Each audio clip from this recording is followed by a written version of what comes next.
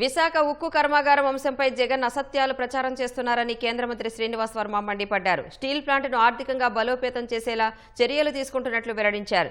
విశాఖ ఉక్కు కర్మాగారాన్ని కాపాడేందుకు కొన్ని కఠిన నిర్ణయాలు తీసుకుని ముందుకు నడిపిస్తామనే మాటకు కట్టుబడి ఉన్నట్లు చెప్పారు. ప్రైవేటీకరణ ప్రసక్తే లేదని స్పష్టం చేశారు.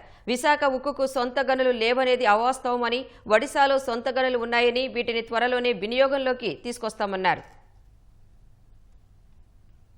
జరుగుతున్నటువంటి ప్రచారం ఏదైతే ఉన్నదో అంతా వాస్తవం. విశాఖ స్టీల్ ప్లాంట్ని ముందుకు తీసుకెళ్లేటువంటి ప్రయత్నంలో, అక్కడ యొక్క కార్మికుల యొక్క ప్రయోజనాలు కాపాడేటువంటి ప్రయత్నంలో భారతీయ జనతా పార్టీకి కానీ, కేంద్ర ప్రభుత్వానికి కానీ, ఈవెన్ రాష్ట్ర ప్రభుత్వానికి కానీ చిత్తశుద్ధితో ఉంది.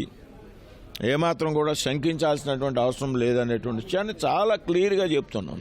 విశాఖ స్టీల్ ప్లాంట్ ప్రైవేటైజేషన్ చేసేయాలనేటువంటి నిర్ణయం తీసుకున్నారు. గతంలో తీసుకున్నాక 24లో రాష్ట్రంలో, కేంద్రంలో ఎన్డీఏ ప్రభుత్వాలు డబుల్ ఇంజిన్ సర్కార్ అధికారంలోకి వచ్చాక విశాఖ స్టీల్ ప్లాంట్ ఏదైతే ఉందో అది తెలుగు ప్రజల యొక్క సెంటిమెంట్.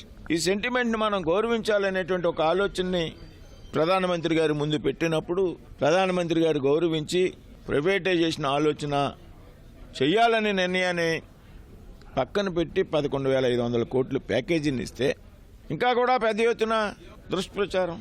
ఈ విధంగా ప్రచారం చేసేటువంటి వ్యక్తులకు కానీ, సంస్థలకు కానీ, పార్టీలకు కానీ చిత్తశుద్ధి లేదు. కేవలం ప్రజల్లో అయోమయం కలిగించడానికి, లేకపోతే అక్కడ ఉన్నటువంటి కార్మికుల కుటుంబాల్లో అభద్రతాభావం కలిగించడానికి మాత్రమే వీరు ప్రయత్నం చేస్తున్నారనేటువంటి విషయం చాలా స్పష్టంగా కనపడతా ఉంది. విశాఖ స్టీల్ ప్లాంట్ల యొక్క ఉద్యోగస్తులు, వారి యొక్క కుటుంబాల యొక్క భద్రతను కూడా ఆలోచించి ఈవేళ కేంద్ర ప్రభుత్వం ప్యాకేజీ ఇచ్చింది, ముందుకు తీసుకువెళ్తుంది. భవిష్యత్తులో అవసరం అనుకుంటే కూడా కేంద్రం మరింత సహకారం అందించడానికి సిద్ధంగా ఉంది.